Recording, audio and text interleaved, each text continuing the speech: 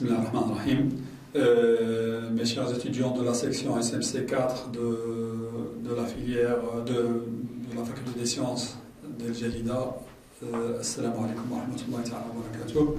Aujourd'hui, je vais essayer d'enregistrer la suite du cours pour essentiellement aider les personnes qui n'ont pas la possibilité d'assister en présentiel, d'avoir au moins les choses que nous avons vues par le biais de ces cours-là à travers la chaîne YouTube et éventuellement Microsoft Teams si on arrive à les enregistrer dessus.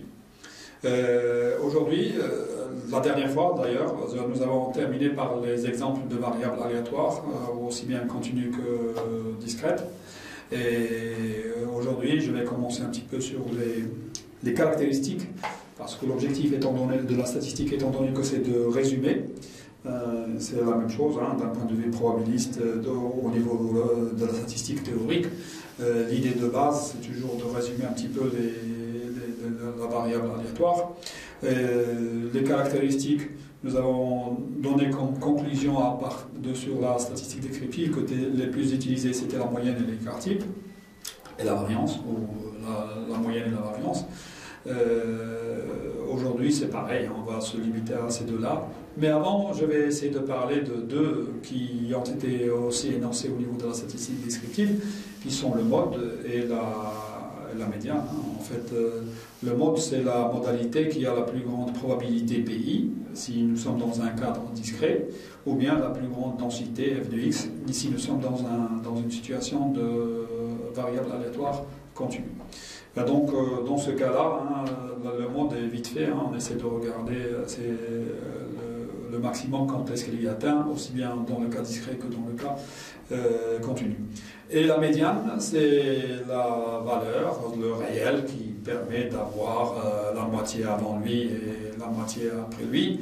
Donc c'est celui qui correspond à f de m égale 1,5. Donc on essaie de résoudre une équation qui est grand f de m. La grand f, c'est la fonction de répartition, soit la fonction cumulative des probabilités dans le cas discret, soit la fonction de répartition dans le cas d'une variable aléatoire continue. Et donc on essaie de résoudre cette équation-là et d'essayer d'avoir la valeur qui correspond. Mais la valeur la plus importante parmi ces caractéristiques de tendance centrale, c'est l'espérance mathématique ou bien moyenne théorique. Moi je préfère le mot moyenne théorique pour que les personnes qui ont une certaine réticence au niveau du mot mathématique, qui n'aient pas de peur à ce niveau-là, c'est la moyenne théorique. Puisque nous travaillons avec des variables aléatoires théoriques, aussi bien dans le cas discret que dans le cas continu, donc on peut très bien se dire, tiens, quelle est sa moyenne théorique. D'ailleurs la notation de cette espérance mathématique, qui est un réel, généralement c'est mu, et mu c'est la lettre grecque qui correspond à m comme moyenne.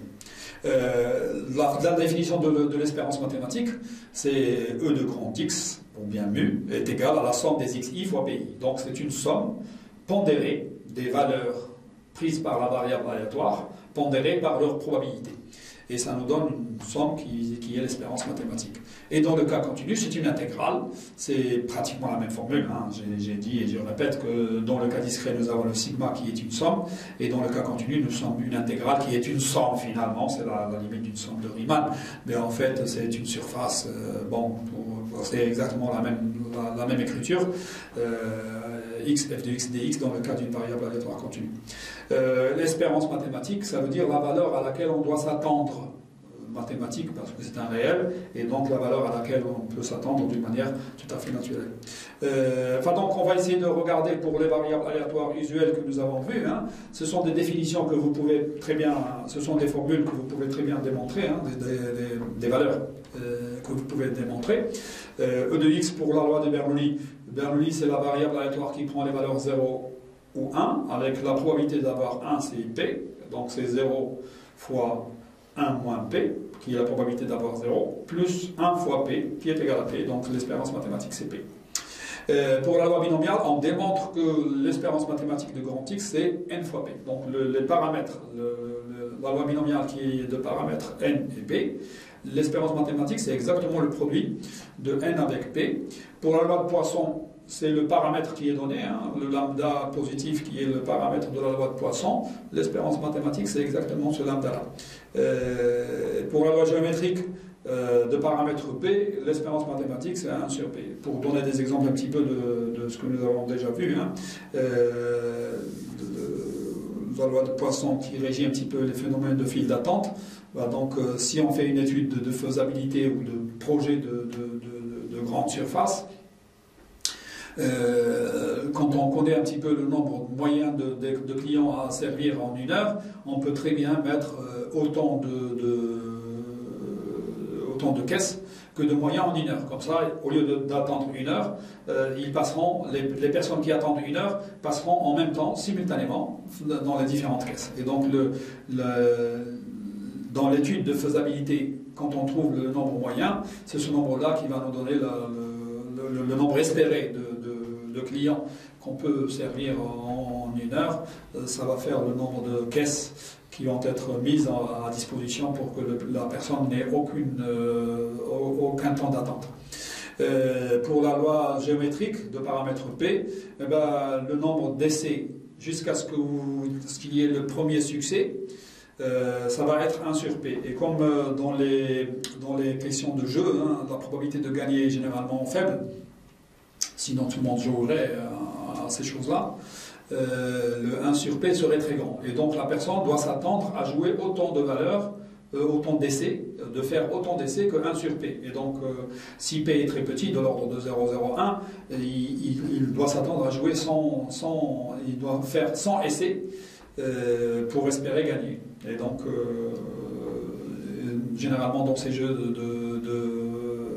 d'argent, la mise doit être suffisante, l'argent à miser doit être suffisamment en poche pour que vous puissiez travailler, faire tous ces essais-là afin de pouvoir gagner une fois.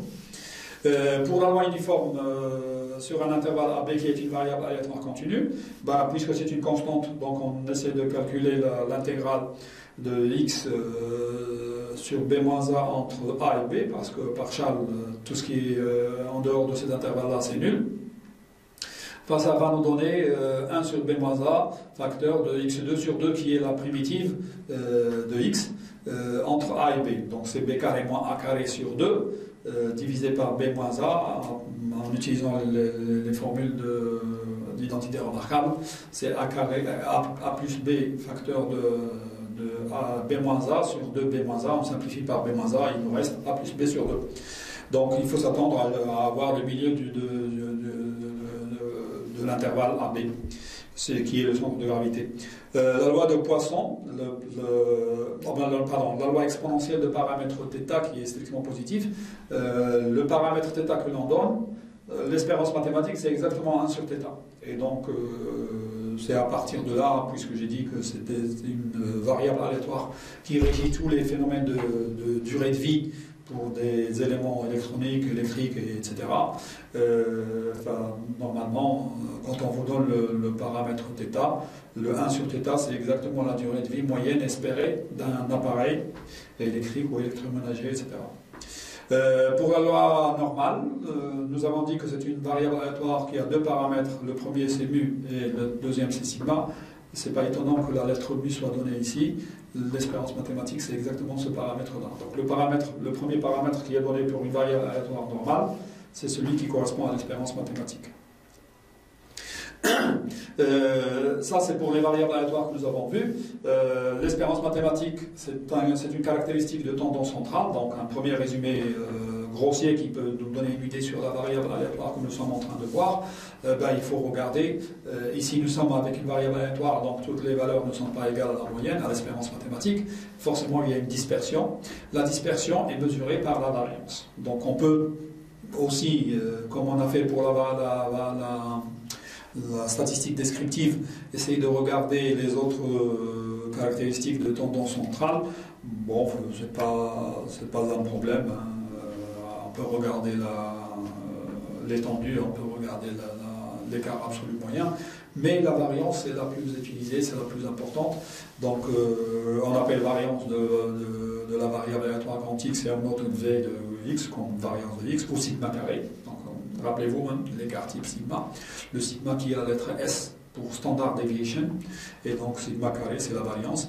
La quantité qui est définie quand elle existe, maintenant nous sommes dans des situations où on ne sait pas si la somme, c'est la série est convergente ou l'intégrale est convergente, mais de toute façon il faut calculer, et puis si jamais on y arrive, c'est exactement la variance. La variance c'est, je calcule la distance entre une valeur, une modalité et l'espérance mathématique, ce sont des xi moins 2x le tout au carré. La distance au carré, je la pondère par la probabilité PI, je fais la somme pour la variable aléatoire discrète.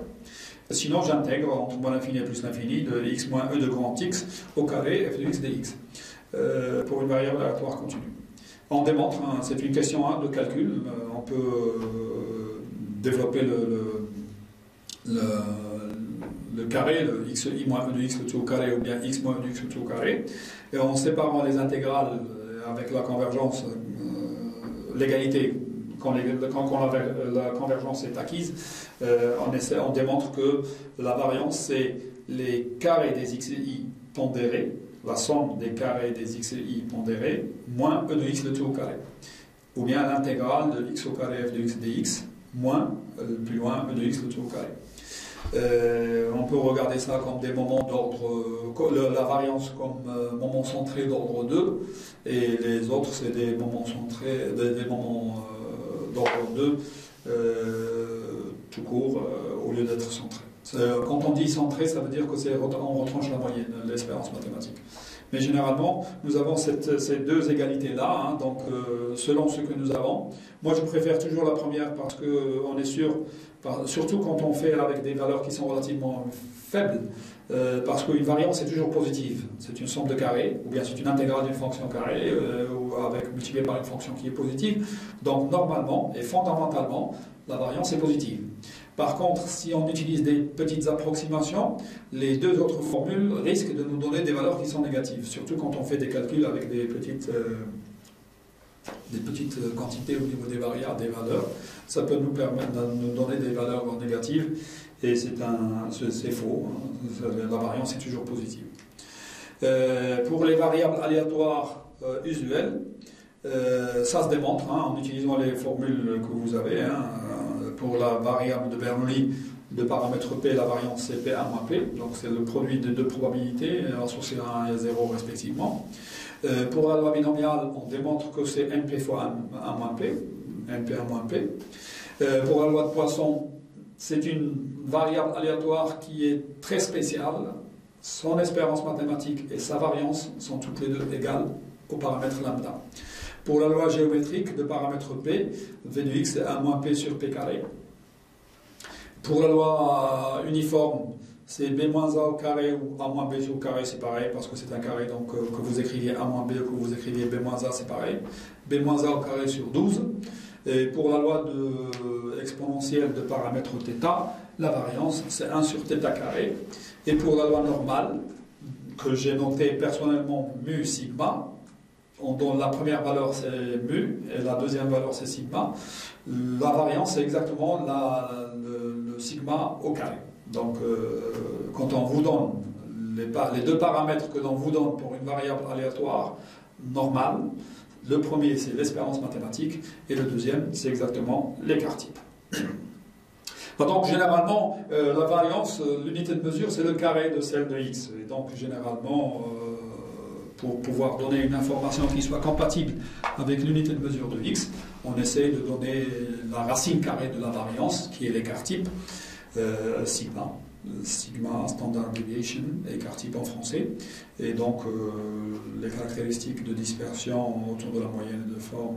On peut, donc j'essaie de dire, en lisant, je me rappelle qu'on peut travailler sur des moments d'ordre supérieur. D'ailleurs, ceux de forme et plein de choses. C'est comme pour les développements limités. On en développement unitaire, on peut le faire d'une fonction jusqu'à, si elle est suffisamment dérivable, jusqu'à n'importe quel ordre. C'est pareil pour les moments d'une variable aléatoire. Les moments aussi bien centrés autour de l'expérience mathématique que les moments tout court, les moments d'ordre n. C'est des calculs qui peuvent être faits, et donc dans le cas de convergence, on peut aller jusqu'à autant que l'on veut. Hein. Mais là, je ne vais pas en parler, hein, parce que pour SMC4, c'est pas utile, et c'est lourd mathématiquement pour rien comme résultat. Mais sur le fascicule, étant donné que c'est un fascicule que j'avais fait pour les étudiants aussi de SMI et SMA 3 ou 4, ça dépend dans quel semestre je les ai enseignés, j'ai mis ces moments d'ordre supérieur, et donc pour les personnes intéressées, ils peuvent toujours y revenir pour pouvoir regarder. Maintenant, les propriétés pour les deux caractéristiques que nous considérons nécessaires, à savoir l'espérance mathématique et la variance. Pour ce qui est de l'espérance mathématique, si je prends deux réels quelconques, A et B, et si je prends deux variables aléatoires aussi quelconques, automatiquement, si je construis une nouvelle variable aléatoire qui est AX plus B, donc une certaine transformation de X via une translation et une homothétie, l'espérance mathématique de cette nouvelle variable aléatoire qui est AX plus B, c'est exactement, suit la même transformation, à savoir c'est AE de X plus B. Et si je reconsidère la somme des deux variables aléatoires, l'espérance de leur somme, donc c'est une nouvelle variable aléatoire que je considère, la somme de deux variables aléatoires, c'est une variable aléatoire, l'espérance mathématique de la somme, c'est exactement la somme des espérances mathématiques. En conséquence, il y a deux conséquences pour ça. Si je fais x moins e de x, l'espérance mathématique de x, ou bien x moins mu, hein, je considère que mu c'est e de x. Donc pour moi, si je fais cette translation, je retranche l'espérance mathématique, je retranche la moyenne théorique, j'obtiens une nouvelle variable aléatoire, y, qui va avoir pour espérance mathématique, parce que maintenant dans cette situation-là, le a est égal à 1 et le b est égal à moins mu, si j'applique la première propriété, ça va me donner que e de y est égal à 0. On appelle ça la variable aléatoire centrée associée à x. Donc, x moins son espérance mathématique, c'est une nouvelle variable aléatoire qui est centrée, qui admet pour valeur espérée 0. Donc, centrée, ça veut dire nous sommes vraiment au centre de la droite réelle, notre origine 0 et c'est notre moyenne, notre centre de gravité. Si je prends plusieurs variables aléatoires qui sont de même loi, n variables aléatoires de même loi que x, que je vais noter xi, i variant de 1 jusqu'à n, alors en considérant la moyenne arithmétique, c'est-à-dire la somme des xi divisée par leur nombre, c'est ce qu'on appelle la moyenne arithmétique. La moyenne arithmétique de ces variables aléatoires-là, nous allons obtenir une variable aléatoire dont l'espérance mathématique est exactement mu, celle de x. Donc, puisque les xi ont la même loi que x, forcément, ils auront la même espérance mathématique et ils auront la même variance, ou le même écart type. Et quand on dit qu'ils sont de même loi, ça veut dire qu'automatiquement, ils ont la même espérance mathématique. Si je considère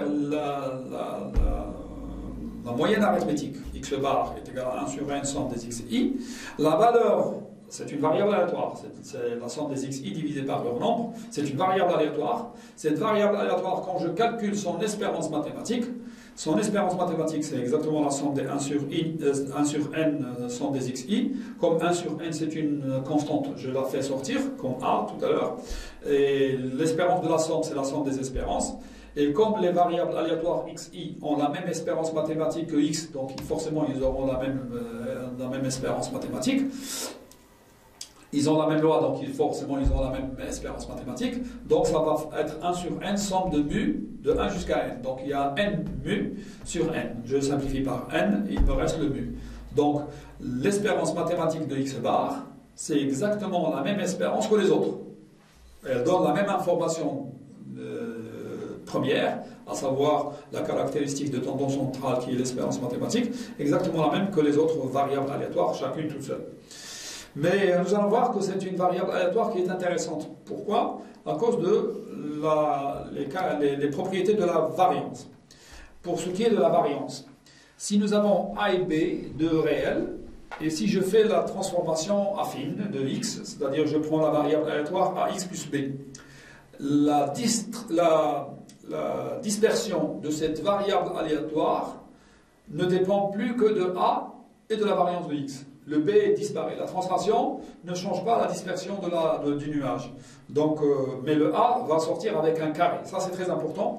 V de AX plus B, c'est A carré fois V de X. Ça se démontre, hein, c'est les formules, mais comme le B va disparaître par simplification, par élimination, le A, par contre, va sortir avec un carré, parce que nous avons des différences au carré, multipliées par des probabilités, ou bien multipliées par des densités, et on fait la somme.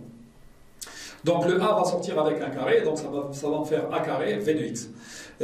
Si je prends deux variables aléatoires qui sont indépendantes, ça c'est très important. Il faut qu'il y ait indépendance. Sinon la formule est fausse, la deuxième propriété est fausse. Si les deux variables aléatoires sont indépendantes, la variance de la somme, c'est exactement la somme des variances. Et ça, c'est très important, l'indépendance à ce niveau-là. Hein. Sinon, il faut prendre en considération une certaine forme de dispersion conjointe qui est calculée à partir de la covariance. Nous verrons ça plus tard. Mais c'est les deux propriétés qui m'intéressent à ce niveau-là pour la variance, c'est ces deux-là. En conséquence, si je considère une variable aléatoire x dans l'espérance mathématique, c'est mu, et la variance, c'est sigma. Si je fais la variable aléatoire grand Y qui est x moins mu sur sigma, je retranche la moyenne à x et je divise par l'écart type sigma. Cette variable aléatoire, cette nouvelle variable aléatoire, elle admet pour espérance mathématique 0, parce que si vous appliquez les propriétés de l'espérance mathématique, c'est 1 sur sigma e de x moins mu sur sigma, et donc mu sur sigma moins mu sur sigma, ça fait 0. Donc c'est une variable aléatoire centrée. Et si je calcule sa variance, la variance, ça serait 1 sur sigma carré, parce que le sigma va sortir avec un carré, v de x, et comme v de x est sigma carré, donc ça fait sigma carré sur sigma carré, ça fait 1. Cette variable aléatoire, qui est la soustraction de l'espérance mathématique divisée par l'écart type, ça s'appelle la variable aléatoire centrée, réduite. Centrée parce que l'espérance mathématique, la nouvelle espérance mathématique, c'est 0, donc elle est centrée au niveau de l'origine 0. Et réduite parce que la variance serait 1 et l'écart type serait 1 aussi. Donc c'est comme si on faisait une certaine forme de standardisation et avoir le même standard, c'est-à-dire avoir 1 pour tout le monde. C'est une variable aléatoire centrée réduite associée à x. Si je prends toute une famille de variables aléatoires qui ont la même loi de x et qui sont deux anneaux disjointes, c'est ce qu'on va regarder plus tard, c'est ce qu'on appelle un échantillon de x. Les xi sont deux anneaux indépendantes et ils ont la même loi. Dans ce cas-là, si je prends la moyenne de l'écart de cet échantillon-là, de la moyenne arithmétique de ces variables aléatoires, 1 sur n somme des xi, en calculant l'espérance mathématique, nous avons vu que ça admet la même espérance mathématique de x. Mais si je calcule la variance de x bar, ça va être la variance de 1 sur n somme des xi. Le 1 sur n va sortir parce que c'est une constante avec un carré, donc ça fait 1 sur n carré, la variance de la somme des xi. Comme les xi sont deux anneaux indépendantes, automatiquement, la variance de la somme, c'est la somme des variances. Et donc ça va me donner 1 sur n carré, la somme de 1 jusqu'à n de sigma carré. Puisqu'ils ont la même loi, donc ils auront la même variance. Et donc, finalement, j'aurai n sigma carré divisé par n au carré. Je simplifie par un n, il va me rester sigma carré sur n. Ça, c'est d'une très grande utilité en statistique. Parce que, quand j'ai pris tout un échantillon de x, je ne me suis pas intéressé à une valeur pour pouvoir donner l'information sur x. J'ai pris la moyenne arithmétique, x bar, et ça m'a donné une meilleure information. Pourquoi une meilleure information? Parce que la première information principale qui est l'espérance mathématique, c'est la même. tout le monde est pareil. Ils ont la même espérance mathématique mu. Mais au niveau de la dispersion, la variable aléatoire x bar est meilleure parce qu'elle a une dispersion plus petite. Parce que quand on a un échantillon, forcément le n est supérieur ou égal à 2. Au moins, il faut qu'il y ait au moins 2 valeurs. Et donc, la variance qui est sigma carré pour toutes les variables aléatoires x et y, pour x bar, c'est sigma carré sur n. Donc, elle est plus petite. Et quelque chose qui a une dispersion plus petite, c'est quelque chose qui est plus précis. Et donc, c'est meilleur. C'est pour ça, généralement, et je le dis toujours aux étudiants, que quand vous faites les TP, normalement, vous faites plusieurs expériences dans les mêmes conditions et d'une manière indépendante, je l'espère, parce qu'il y en a beaucoup d'étudiants qui, quand ils font une expérience, ils regardent toujours le résultat de celle d'avant pour dire, tiens, comment ça se fait. Non, quand vous faites des mesures d'une manière indépendante, c'est-à-dire quand vous faites des expériences, vous les faites dans les mêmes conditions. Ça, c'est normal pour que vous ayez des informations cohérentes. Et d'une manière indépendante pour pouvoir avoir, parce que les résultats que vous avez, ce sont des variables aléatoires. Et donc, vous ne prenez jamais celle qui vous plaît. Vous prenez la moyenne de toutes les observations et vous la donnez comme information. Et c'est ça le x bar. C'est ça l'application de x bar. Parce que le x bar, c'est une variable aléatoire qui est meilleure que chacune des xi. Est meilleure que x finalement. Mais bon, x c'est la variable aléatoire de base. C'est la variable aléatoire théorique de base. Mais chaque xi représente x. Et puisque nous faisons les choses d'une manière, dans les mêmes conditions, ça veut dire que nous aurons exactement les mêmes caractéristiques, et d'une manière indépendante, il ne faut pas qu'il y ait des influences entre les différentes manipulations ou les différentes expériences que vous avez faites. C'est pour ça que, comme je dis aux étudiants, si vous faites un sondage au niveau des personnes, ne demandez jamais une question à deux personnes assises l'une à côté de l'autre. Parce que automatiquement, la réponse de l'une va être influencée par celle de l'autre, ou bien influencée par l'autre tout court. Parce que si vous posez une question à une personne et puis que juste à côté il y a un copain à lui, si vous reposez la même question, soit il va dire pareil parce que c'est son ami, soit il va dire le contraire parce qu'il n'aime jamais ce qu'il dit. Donc il est toujours dans le sens contraire. Il ne faut pas qu'il y ait ça. Il faut demander à une personne et puis partir et demander faire le sondage et le questionnaire à une autre personne qui n'a pas eu vent de ce que vous avez dit à la première personne. Et donc les résultats seront indépendants. D'où l'indépendance. Les mêmes conditions, donc il faut que vous posiez les questions dans les mêmes conditions. C'est pour ça que généralement, quand il y a des sondages, on indique toujours, en petit, mais on indique dans quelle situation on a fait le sondage, la période, pour qu'il n'y ait pas d'influence extérieure. C'est pour dire que les choses se sont faites dans les mêmes conditions et d'une manière indépendante. Voilà pour ce qui concerne un petit peu l'espérance mathématique et la variance, avec l'application au niveau des propriétés de ces deux caractéristiques-là. Maintenant, je vais passer à une deuxième partie qui est quelles sont les choses que nous faisons en statistique. Eh ben, il y a des approximations. Les approximations, les premières et utiles, c'est si n est assez grand et p petit, proche de 0, on peut remplacer la loi binomiale BNP par la loi de Poisson P de lambda, la loi de Poisson de paramètre lambda. Le lambda doit vérifier la chose suivante, c'est que c'est NP, est égal à NP. Parce que si je remplace une variable aléatoire qui est binomiale à la base, de paramètre NP, son espérance mathématique c'est NP. Je la remplace par une loi de Poisson, qui est de paramètre lambda, son espérance mathématique, c'est lambda.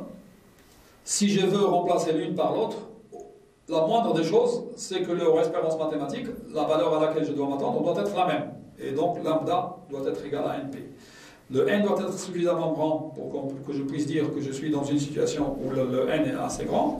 Et le p doit être relativement petit pour une raison très spéciale, à savoir que si p est proche de 0, alors 1 moins p est proche de 1. Et dans ce cas-là, les situations de variance vont vérifier un petit peu la chose suivante, c'est que np1 moins p serait à peu près égal à np. Donc la variance de la loi binomiale, qui est NP1 moins P, serait proche de son espérance mathématique, qui est NP, et donc la variance et l'espérance mathématique au niveau de la loi de Poisson vont être la même. D'ailleurs, avec cette approximation-là, c'est pour ça que la loi de Poisson, on l'appelle la loi des phénomènes rares. Phénomène rare, un phénomène rare, ça veut dire que sa probabilité d'avoir lieu est très petite. Et pour pouvoir, dans une étude statistique, pouvoir trouver des personnes qui correspondent à ce phénomène-là, il faut que la taille de l'échantillon soit suffisamment grande. Et automatiquement, le fait que vous ayez un N très grand et un P petit rare, phénomène rare, sa probabilité est faible, donc le grand N grand, P petit, on remplace la loi binomiale, qui est fondamentalement une loi assez spéciale. Hein, quand vous faites un échantillon très grand avec une probabilité qui est relativement faible, vous êtes dans une situation de loi binomiale, c'est pareil que si vous étiez dans une file d'attente, le N est tellement suffisamment grand, c'est que pour vous, c'est la chaîne N, l'ensemble N que nous avons comme valeur possible, et donc on essaye de regarder pour pouvoir travailler. Ça, c'est la première approximation. Approcher, faire le remplacement d'une loi binomiale BNP avec N très grand et P petit par une loi de Poisson lambda. Pour N assez grand, on peut remplacer la loi binomiale par une loi normale.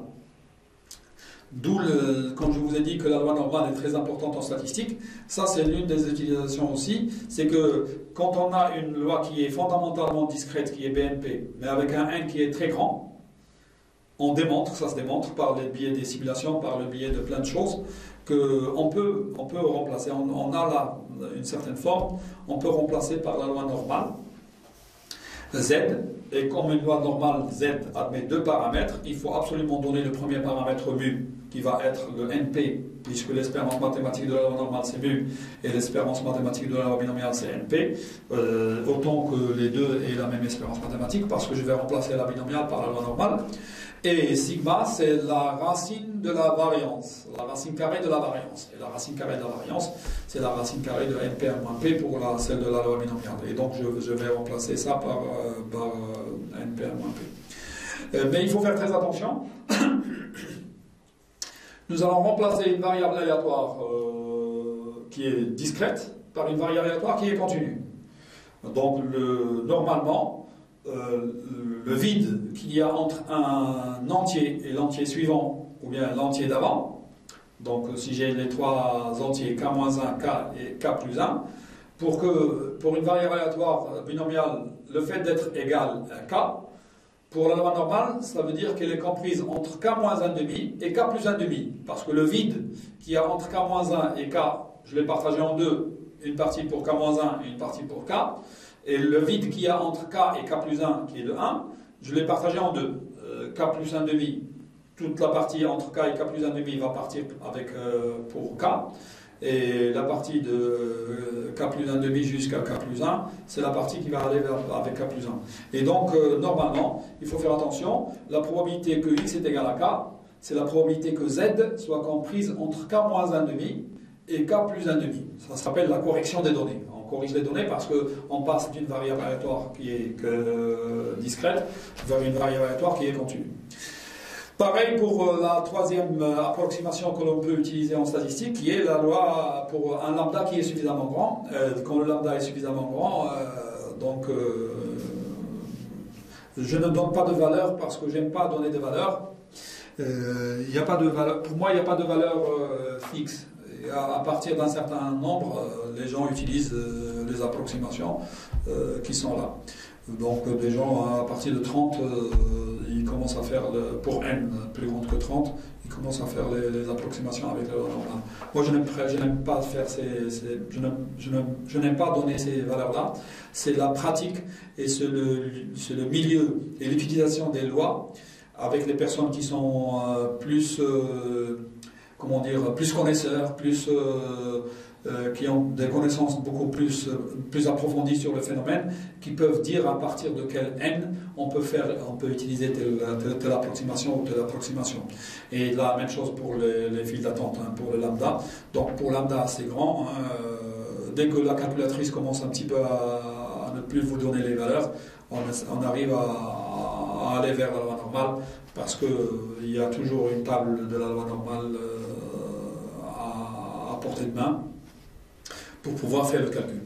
Donc pour lambda assez grand, je peux remplacer la variable aléatoire de Poisson, de paramètre lambda, par une loi normale Z de paramètres mu et sigma, avec mu est égal à lambda, puisque l'espérance mathématique de la loi normale c'est mu, et l'espérance mathématique de la loi de Poisson c'est lambda, et le sigma c'est racine de lambda, parce que sigma c'est la racine de la variance, la racine carrée de la variance, et la variance de la loi de Poisson c'est lambda, donc c'est racine de lambda. Et la même remarque pour la loi discrète. Je remplace la loi discrète qui est une discrète infinie, hein, la loi de Poisson. Je la remplace une variable aléatoire continue. Donc pour avoir exactement K, c'est la probabilité d'appartenir à K-1,5 et K plus 1,5 pour la loi normale. Je vais faire un exercice, un exemple d'utilisation de ces approximations-là. L'exercice, il vous dit, un grand lot contient 10% de pièces défectueuses. On prend un échantillon de taille de 50 pièces. Quelle est la probabilité qu'il y ait au plus 6 pièces défectueuses dans l'échantillon des 50 pièces? Bon, dans cet exercice-là, on peut dire que je vais prendre X, la variable aléatoire, le nombre de pièces défectueuses dans l'échantillon que j'ai pris, dans l'échantillon de taille 50. Cette variable aléatoire, ça suit une loi binomiale. Ça se démontre hein, avant que je prenne les pièces, les défectueuses, puisqu'ils ont dit un grand lot. Un grand lot, ça veut dire que quand je prends une pièce, les proportions ne changent pas. Et donc, c'est comme si je suis dans une situation de tirage avec remise. Donc, je suis dans les mêmes conditions et les tirages se font d'une manière indépendante. Automatiquement, la variable aléatoire grand X, ça varie entre 0, je n'ai trouvé aucune pièce défectueuse, et ça peut aller jusqu'à 50. Toutes les pièces sont défectueuses. Donc je suis dans une situation où les valeurs prises entre 0 et... les valeurs prises par X, c'est entre 0 et 50, entre 0 et N. Et pour avoir exactement K, il faut que je désigne. C'est la combinaison de K parmi 50. Je désigne parmi les 50 celles qui vont être défectueuses. Celles qui sont défectueuses, c'est avec une probabilité 10%, donc 0,1. Celles qui ne le sont pas, c'est avec une probabilité 1 moins 0,1, donc 0,9. Les pièces sont indépendantes, parce qu'une pièce ne regarde pas la pièce d'à côté pour voir est-ce qu'elle est défectueuse ou pas, pour sortir elle aussi défectueuse ou pas. Donc le fait d'avoir l'indépendance, les probabilités se multiplient. Et donc j'aurai combinaison de K parmi 50, 0,1 à la puissance K, et 1 moins 0,1 à la puissance 50 moins K. Et c'est exactement la loi de probabilité d'une loi binomiale. Donc X, la variable aléatoire grand X, c'est une loi binomiale de paramètres 50, 0,1. Donc si je veux calculer la probabilité d'avoir inférieur ou égal à 6, pourquoi inférieur ou égal à 6? C'est comme si je disais aux gens, si je prends 50, normalement je dois m'attendre à avoir 5 pièces défectueuses, parce que 50 fois 0,1, ça va me donner 5 pièces défectueuses. Je dois m'attendre à avoir 5 pièces défectueuses. Quelle est la probabilité que je dépasse cette valeur-là par une valeur? C'est-à-dire, si je travaille avec quelqu'un qui me dit j'ai un pourcentage de pièces défectueuses, mais tu prends un échantillon, on peut vérifier. Ça, c'est une manière de vérifier est-ce que ce qu'il a fait, ce que la personne a donné ou pas. Donc, normalement, on doit essayer de regarder quelle est la probabilité qui est inférieure ou égale à 6. Donc, 5 et plus une unité de plus pour voir, je lui donne la possibilité d'avoir une de plus, parce que je dois m'attendre à avoir 5, je lui donne encore la possibilité d'avoir une de pièce de plus. Sinon, je considère que c'est relativement faux ce qu'il m'a dit. Si je trouve plus de 6, ça veut dire que dans ma tête, c'est pas 0,1 comme proportion de pièces défectueuses, mais plus.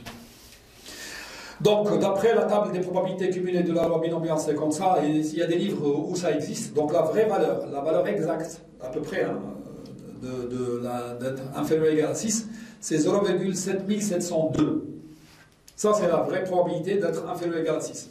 Maintenant, si j'utilise l'approximation par la loi de Poisson, qui va être un peu plus facile à calculer, parce que j'ai la formule que je peux calculer de 0 jusqu'à 6 sur une petite calculatrice, j'ai multiplié par exponentielle moins 5, et j'aurai la probabilité.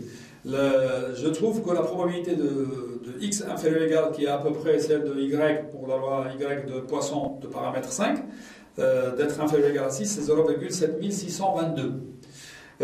Si j'utilise la loi de l'approximation par la loi de normale, la loi normale, ça va être la loi de paramètre 5, donc 50 fois 0,1, ça fait 5, et racine de 5 fois 0,9, donc 4,5.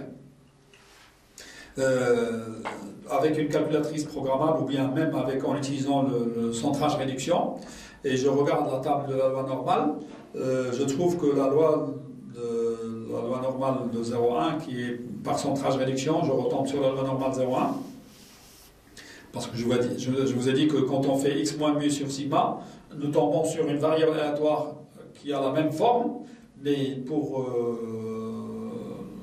espérance mathématique 0, centrée, et pour écart type 1, la variance 1 réduite. Donc, quand je calcule ça, vous voyez, hein, j'ai fait P de x inférieur ou égal à 6, ça correspond à z inférieur ou égal à 6 plus 1,5, parce que je change une variable aléatoire discrète par une variable aléatoire continue. Donc z inférieur ou égal à 6,5, je retranche 5 et je divise par racine de 4,5, ça me donne la loi normale plus petite qu'un certain nombre. Et je regarde sur la table de la loi normale et je trouve 0,7611. Enfin, vous voyez, hein, les probabilités sont relativement proches. Et d'ailleurs, quand on calcule des probabilités, on essaie de regarder très vite les choses pour qu'on puisse avancer. Hein. Donc, si je prends deux chiffres après la virgule, j'ai 0,76 pour la loi normale, 0,76 pour la loi de Poisson, et la vraie valeur c'est 0,77. Donc je ne perds que 1%, alors que les calculs sont relativement plus simples. Les calculs avec la loi de Poisson, c'est plus simple, parce que les calculatrices que nous avons, hein, les petites calculatrices, avec la formule de la loi binomiale, ça risque pas d'être fait, ou bien ça prendra beaucoup du temps, même pour une petite calculatrice, alors que les autres, c'est faisable très vite. Vous faites le calcul relativement vite fait. Donc vous gagnez en temps, alors que ça donne exactement, pratiquement la même information. Un autre résultat, moi maintenant j'essaye de regarder un petit peu les résultats importants en statistique.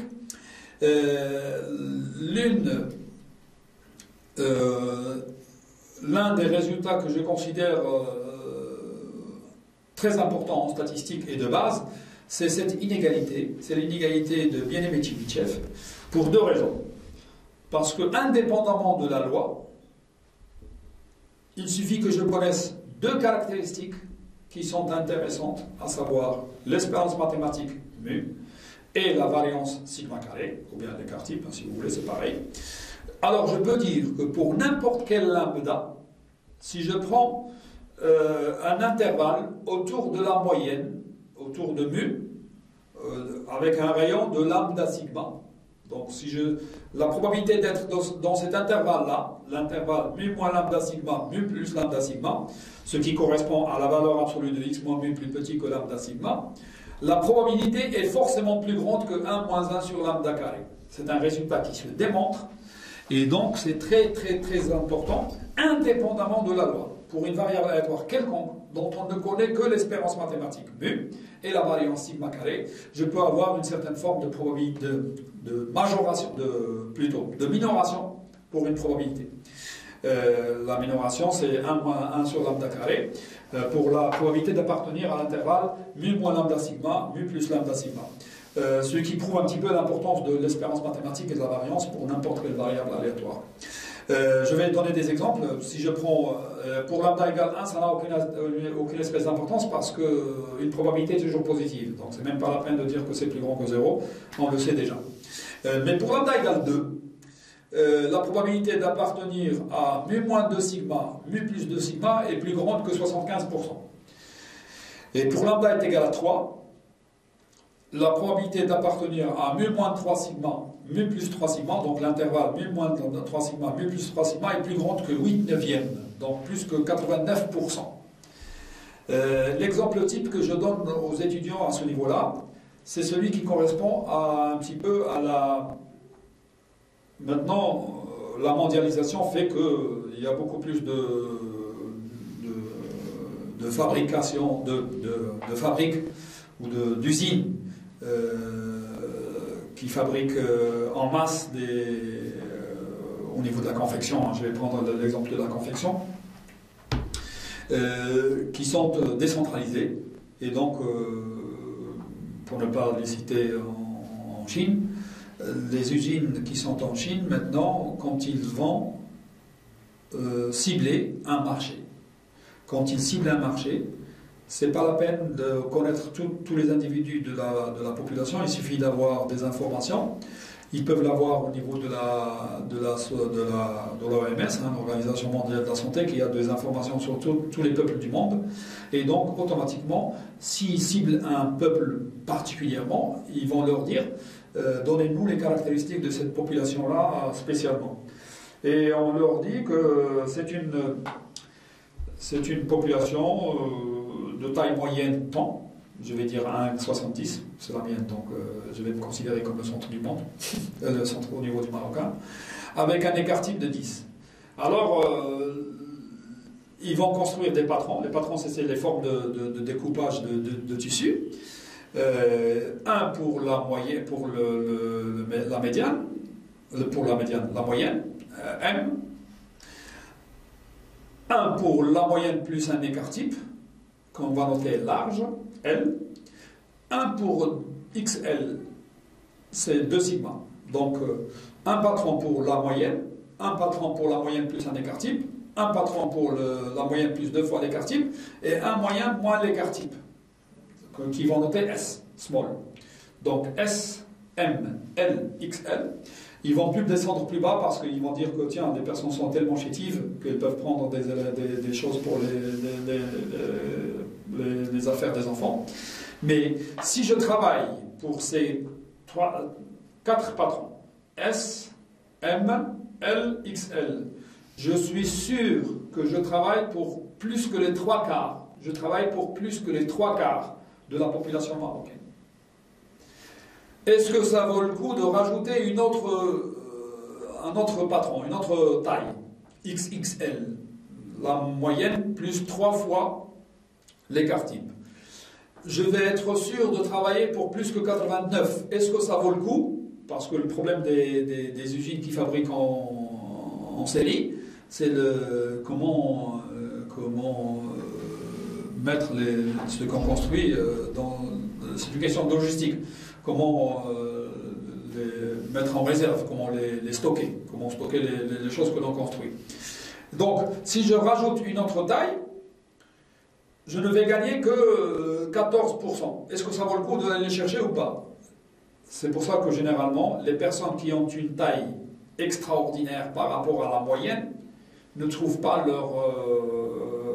leurs habits. Parce que plus vous vous éloignez de la moyenne, moins on pense à vous. Et la taille, elle peut être quelconque, une variable aléatoire quelconque.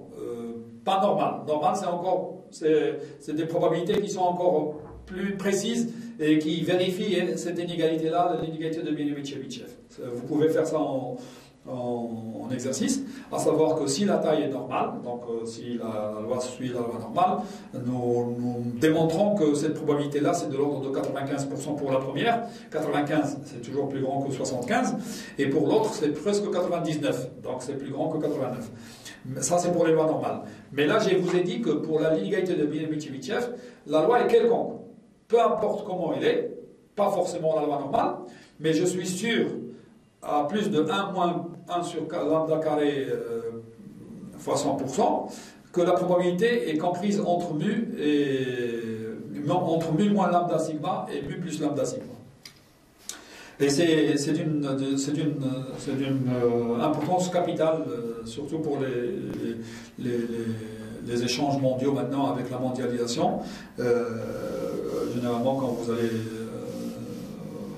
au supermarché ou au souk ou là où il y a des choses qui sont construites ailleurs, les tailles, vous pouvez trouver votre taille. Si vous vous éloignez trop de la moyenne, de la taille moyenne, vous ne risquez pas d'avoir votre ami, tout simplement. parce qu'on ne pense plus avant.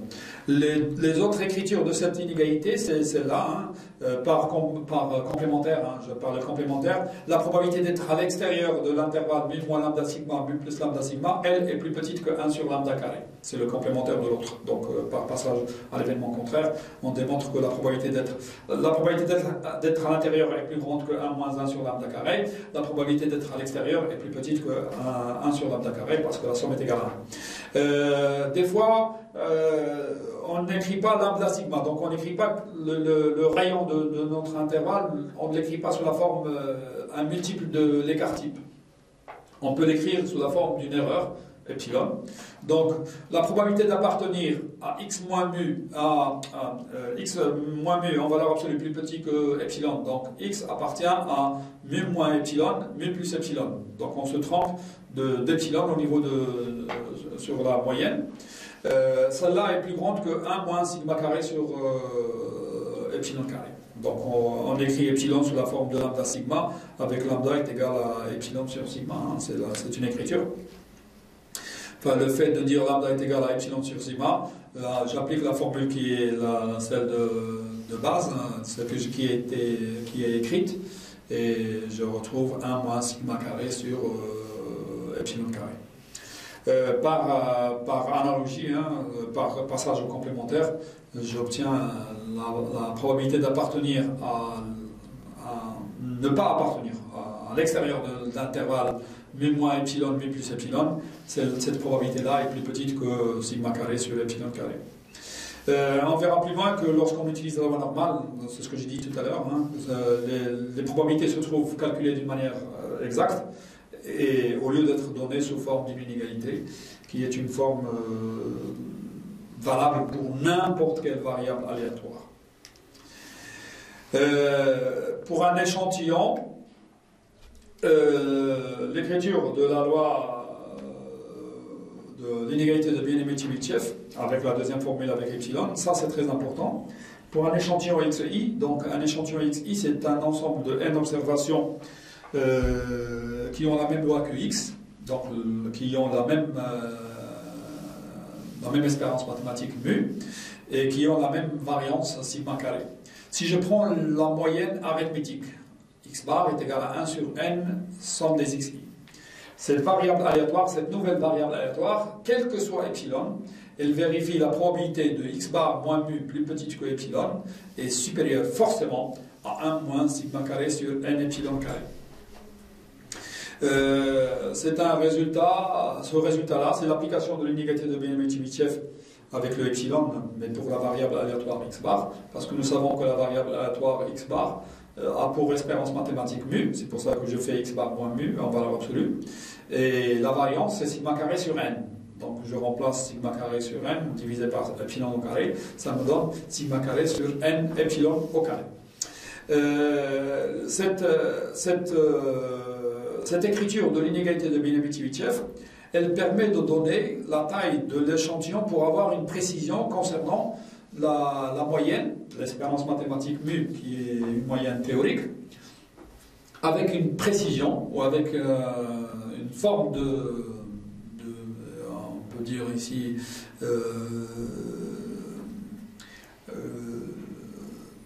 le mot m'échappe, mais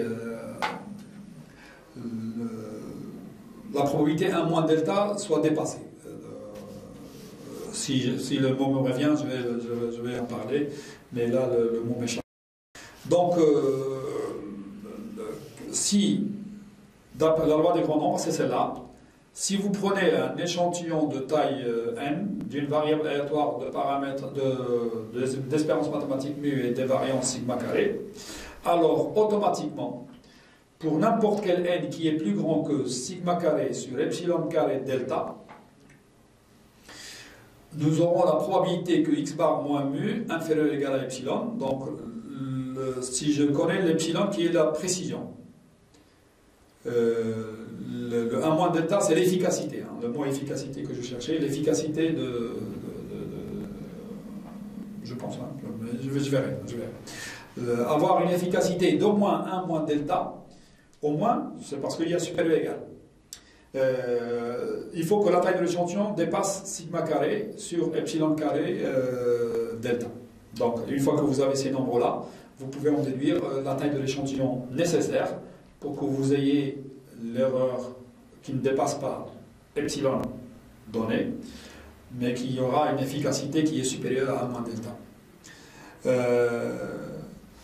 Pour une autre application de l'inégalité de Minetti-Michev, c'est la loi faible des grands nombres.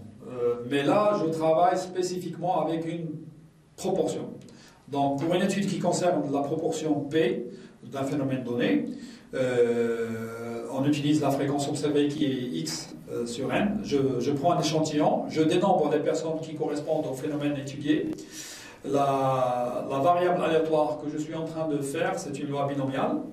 La valeur, c'est une fonction, c'est une variable aléatoire qui peut varier entre 0 et n avec la formule que nous avons donnée pour la loi binomiale. La fréquence observée, c'est la valeur que je trouve divisée par la taille de l'échantillon. C'est ça ce qu'on appelle fréquence observée. Cette fréquence observée, c'est une variable aléatoire, parce que x, c'est une variable aléatoire divisée par n, c'est une variable aléatoire. Donc le résultat, ça permet de déterminer la taille de l'échantillon pour pouvoir approcher le P que nous ne connaissons pas. C'est très important. Ou bien que nous voulons approcher avec une certaine précision epsilon, avec une efficacité ou avec une probabilité qui est plus grande que 1 moins delta. Ça se démontre ici. Nous savons que la variance de la loi binomiale, c'est P1 moins P sur N. Mais si nous ne connaissons pas le P, et que nous voulons l'approcher, le P1 moins P, je le majore par 1 quart, parce que P1 moins P est toujours plus petit que 1 quart. Ça, on le démontre, ça se démontre. C'est une fonction, c'est une variable, c'est une fonction carrée, polynôme de degré 2 en P, c'est moins P carré plus P. Donc je peux dire que cette fonction-là, elle est toujours plus petite qu'un quart. Ça vient du fait que, c'est très simple, on calcule P moins 1 demi au carré. P moins 1 demi au carré, c'est toujours positif, quel que soit P. Et donc P carré moins 2 fois P fois 1 demi, donc c'est P carré moins P, plus 1 quart. C'est toujours positif. Et donc, si je fais passer le P carré et le P de l'autre côté, ça va me donner P moins P carré est toujours plus petit que 1 quart. Donc P facteur de 1 moins P est toujours plus petit que 1 quart. Et donc, puisque je ne connais pas le P, je prends la taille la plus grande possible, à savoir, au lieu de prendre la variance, c'est P1 moins P sur N, je vais prendre 1 sur 4N. Et donc, ça va me donner la formule qui est donnée ici. Le N est supérieur ou égal à 1 sur 4 epsilon carré delta. La probabilité de se tromper au niveau de P, la fréquence observée va être entre P et P moins epsilon et P plus epsilon. Donc avec epsilon, c'est l'erreur que je peux commettre. Ou bien l'inverse, P appartienne à Fn moins P moins epsilon et Fn plus epsilon. Donc je connaîtrai la proportion, je connaîtrai à partir de la fréquence, ou bien j'obtiendrai la fréquence à partir de la proportion, à partir de la taille de l'échantillon qui est supérieure ou égale à 1 sur 4 epsilon carré delta. Le résultat qui est le plus important, donc si j'ai la possibilité, je vais vous donner des exemples au niveau de la première, mais bon, le résultat qui me permet d'avoir une certaine, qui me montre l'importance de la loi normale en statistique est celui-ci. Qu'est-ce qu'il dit? Il dit, si vous avez un échantillon de taille n d'une variable aléatoire x quelconque, d'espérance mathématique mu et de variance sigma carré, donc on ne connaît que les deux caractéristiques importantes. Alors, en prenant l'espérance mathématique, en prenant x bar, la moyenne arithmétique x bar, 1 sur n somme des xi, Si la taille de l'échantillon est suffisamment grande, donc normalement, le théorème en mathématiques, c'est la limite quand n tend vers l'infini. Donc quand n tend vers l'infini, nous avons. Mais en pratique, il faut dire, on n'arrivera jamais à l'infini pour n. Mais à partir d'un certain n, quand n est suffisamment grand, alors la variable aléatoire x bar sont très réduites, moins mu sur sigma sur racine de n. J'ai pris x bar, j'ai retranché son espérance mathématique qui est mu, et j'ai divisé par son écart type qui est sigma carré sur racine de n. Cette variable aléatoire, ça tend vers la loi normale 0,1. D'où l'importance de la loi normale en statistique. Et ça, c'est d'une importance capitale, parce que ça nous permet de, si j'ai suffisamment d'observations, si j'ai suffisamment un échantillon d'une variable aléatoire suffisamment grand, c'est pas la peine que je travaille sur la variable aléatoire en elle-même d'une manière assez pratique, assez précis. J'essaie de prendre une variable aléatoire qui est universelle, qui est la variable aléatoire, la loi normale 0,1. D'où l'importance de cette loi-là en statistique. Si la taille de l'échantillon est suffisamment grande, x bar a tendance à suivre la loi normale de moyenne mu et d'écart type sigma sur racine de n. Et ceci indépendamment de la loi de x. Voilà. Puisque la loi normale est une loi qui est très utile, on va essayer d'apprendre à utiliser sa table. Normalement, il y a toujours une table comme ça, comme celle-ci.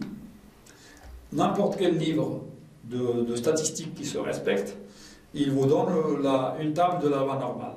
Donc normalement, sur un livre ou sur une référence statistique quelconque, vous trouverez toujours une table de la loi normale. Elle est donnée sous la forme de... Ça, c'est la loi normale 0,1. Donc, par centrage-réduction, on revient à une seule loi. Donc, sur la table, sur les tables statistiques que l'on vous donne, c'est généralement la table de la loi normale 0,1. Parce qu'il suffit que vous fassiez un petit peu le centrage-réduction pour que vous retombiez sur cette table, cette variable aléatoire qui est la loi normale 0,1. Et donc, on ne mettra que la loi normale 0,1 comme table de statistique. Donc, elle va donner les valeurs. Et ici, dans ce cas précis, ça dépend. Il y a des livres qui donnent tout ce qui est plus petit que x, avec un x qui est positif. Par symétrie, on essaiera de regarder qu'on peut calculer des probabilités de n'importe quelle forme. L'essentiel, c'est la table, soit il vous donne ici, pour celle-là spécialement, pour celle-là que j'ai prise en photo,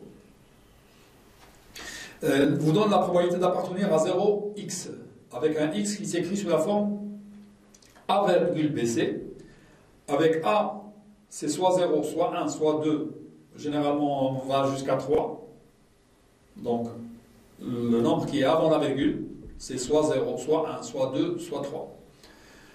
Et ce qui est après la virgule, c'est BC, donc c'est soit 0 jusqu'à 9. Donc vous avez le B et le C appartiennent à 0 jusqu'à 9, et le A appartient à 0, 1, 2 jusqu'à 3. Généralement, on s'arrête soit à 2, soit à 3. Soit on s'arrête à 2,99, soit on s'arrête à 3,99 ou avant même. Mais l'essentiel, c'est qu'à partir d'un certain moment, les valeurs sont égales. Donc, ce n'est pas la peine d'aller plus loin au niveau de petit a. Donc, le x, la valeur, ou u, je vais dire u, comme ça va être plus précis. Le u, ça s'écrit sous la forme A virgule BC. Et donc, je vais chercher pour un nombre qui est positif, que j'écris sous la forme A virgule BC, la valeur à laquelle il correspond. Ici, je parle de la fonction de répartition. F de U est égal à F de A virgule BC. Par exemple, pour le U est égal à 1,23. Ici, le A est égal à 1, le B est égal à 2 et le C est égal à 3. Donc, je vais prendre la ligne 1,2. Si vous voyez un petit peu, si vous arrivez à voir, le 1,2, il est quelque part par là, et le 3, il est quelque part par là. J'ai pris comment dire, une table où c'est surligné et j'arrive pas à voir le chiffre exactement, mais l'essentiel c'est que à la ligne 1,2 et à la colonne 0,03 pour celle-là, pour cette table que j'ai sous les yeux, il faut rajouter 0,5 parce que il faut rajouter la probabilité d'appartenir à moins l'infini jusqu'à 0 qui est 0,5 parce que le 0 ça correspond à la moitié, hein, parce que c'est une fonction qui est symétrique par rapport à l'axe des ordonnées, et donc la probabilité d'être plus petit que 0, c'est la même chose que d'être plus grand que 0. Tiens, j'en profite pour vous dire que pour la loi normale, le mot de la médiane et la moyenne sont confondus. C'est pour ça qu'on ne parle plus des mots des médianes en fait, puisque quand on travaille avec la loi normale, nous savons que c'est la valeur qui correspond à la moyenne, c'est celle qui correspond à la médiane, et c'est celle qui correspond au mode. Donc, en lisant, en regardant un petit peu cette table-là, je trouve que la probabilité d'être plus petit que 1,23 est égale à 0,8907. Donc 87,07% d'être plus petit que 1,23 pour la loi normale 0,1. Un autre exemple qui est utile tout le temps, ça c'est très important. Ce nombre-là, il faut que vous l'appreniez par cœur. 1,96, c'est la valeur qui laisse avant elle 97,5%. Donc f de 1,96, en utilisant la même technique, hein, je regarde la table, la ligne 1,9 et la colonne 0,06, à l'intersection des deux, je vois que nous avons 0,9750. Ce nombre-là est très utilisé parce que si tout ce qui est plus petit que 1,96, c'est 97,5%. Ça veut dire que ce qui est plus grand que 1,96, c'est 2,5%. Généralement, en statistique, quand on veut travailler d'une manière assez avec des estimations, avec intervalle de confiance, etc., on se fixe, d'ailleurs on verra ça plus tard, on se fixe des risques d'erreur. Et le risque d'erreur habituel que l'on prend, c'est 5%. 5%, ça veut dire que je prends 2,5% du côté négatif, donc tout ce qui est plus petit que moins 1,96, parce que vous allez voir que la probabilité d'être plus petit que moins 1,96, c'est la même chose que tout ce qui est plus grand que 1,96. Donc, normalement par symétrie. Hein. Donc, tout ce qui est plus petit que moins 1,96, tout ce qui est plus grand que 1,96, ça va nous faire 2,5 et 2,5, ça fait 5%.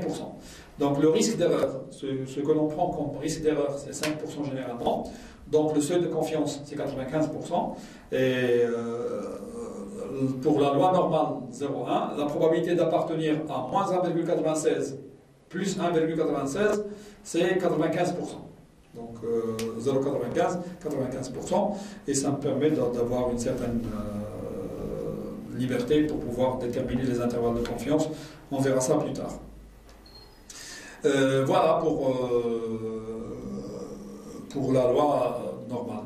Ben, il faut essayer de regarder un petit peu comment on les utilise hein, d'un point de vue pratique pour pouvoir travailler avec. Pour U négatif, on utilise le fait que la formule, la fonction qui donne la loi normale 0,1, je vous rappelle que la fonction de répartition f de u, la probabilité que la loi normale 0,1 soit plus petite que inférieure ou égale à u, c'est moins l'infini jusqu'à u, tout ce qui est plus petit que u, 1 sur racine de 2pi exponentielle moins x2 sur 2 dx. Cette fonction-là, elle est symétrique, donc normalement, il y a une symétrie parfaite au niveau de notre table. Donc pour u inférieur à 0, on utilise la symétrie, et donc la probabilité de ce qui est plus petit qu'un nombre négatif, c'est la même chose que la probabilité d'être plus grand que l'opposé, qui est moins u. Et par complémentaire, c'est 1 moins tout ce qui est plus petit que moins u. Et donc, c'est 1 moins f de moins u. Donc, f de u, pour un nombre qui est négatif, u qui est négatif, c'est 1 moins f de moins u.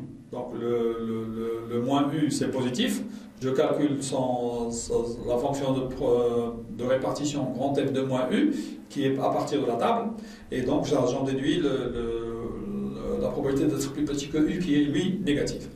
Nous lisons le f de moins u sur la table de la loi normale 0,1 et puis après on retombe on calcule pour avoir le f de u pour un u qui est négatif. Un exemple, c'est pour le u égale moins 1,96. La probabilité d'être plus petit que moins 1,96, c'est la même probabilité que d'être plus grand que 1,96 par symétrie. Et donc c'est égal à 1 moins f de 1,96.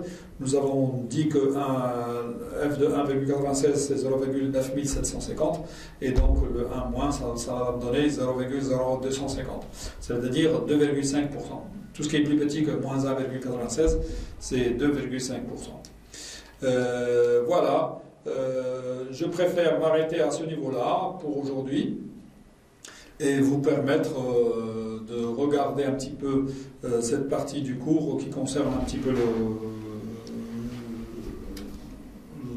les caractéristiques d'une variable aléatoire et les résultats importants en statistique pour qu'on puisse passer vers la partie statistique inférentielle avec sa force de travail, comment on travaille dans la statistique inférentielle. Voilà. J'espère que le cours a été à votre portée, que vous pourrez toujours le lire sans avoir à se soucier des connaissances théoriques basiques de base. Ce que j'ai dit est suffisant pour vous. Hein. J'espère que vous allez. Si vous avez des questions à me poser à ce niveau-là, je suis tout oui. Donc je peux venir avec vos questions et essayer de me les poser pour que je puisse répondre si j'y arrive. Hein. Sinon, je vais chercher avec vous des réponses à ces questions-là. Voilà. J'espère que ça a été utile et à votre portée. Et vous souhaite un bon ramadan. Prenez soin de vous et de tous ceux qui vous sont chers.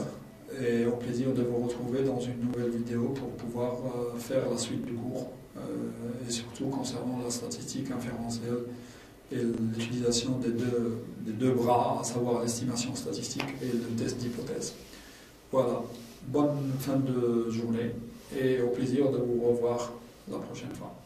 Merci.